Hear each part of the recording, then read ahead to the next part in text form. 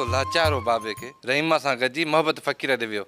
ख़बर न आहे अलाए कहिड़ी खरेबत करे छॾी अथई।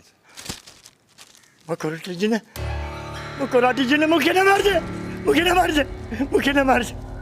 तव्हां त पढ़ियल लिखियल आहियो, बाबे खे सम्झायो न पियूं? अदा बाबे खे फ़क़ीर जलेबियूं ॾिनियूं आहिनि ऐं चयो अथसि त ही ज़रो ज़रो करे सॼे ॻोठ वारनि खे खाराइजां। ॻोठ जे मथां वॾी शामत अचणी आहे। अदा मोहब्बत फ़क़ीर बाबे खे चयो आहे त बस छेला हिकिड़ो अछो हिकिड़ो कारो आणे ॾे त अधे राणे वारनि जो ॾसपतो ॾींदो। मकुराटी जी ने मूंखे न मारजे।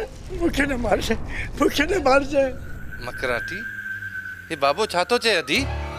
ख़बर नाहे अदा इन्ही रहीमा बाबे सां कहिड़ो हशर कयो आहे। चए पियो त मुंहिंजे करे फ़क़ीर मकराटी जिन खे मार ॾिनी ऐं हाणे जिन मूंखां बदिलो वठंदो। हे जिलेबी छो खणी आयो आहीं बाबा साईं? पर जी केरु आई तूं?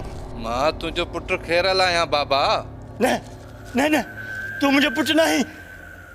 तूं मकराटी जी न आहीं। मुंहिंजे पुट जी ज़रूरत न आहे। मूंखां भॼ। बाबा ही अधो खेरल आहे। तूं केरु आहीं? मां तुंहिंजी सवेरा आहियां बाबा जानी। तूं सवेरा न आहीं, पंजो राठी आहीं, जिंदड़ी। अदी ही ॾिस बाबा खे छा थी वियो आहे। बाबा मूंखे पंजी राठी जिंदड़ी थो चए।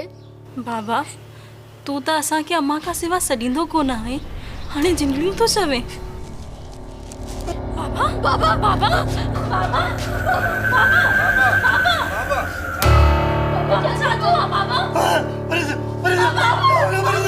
बाबा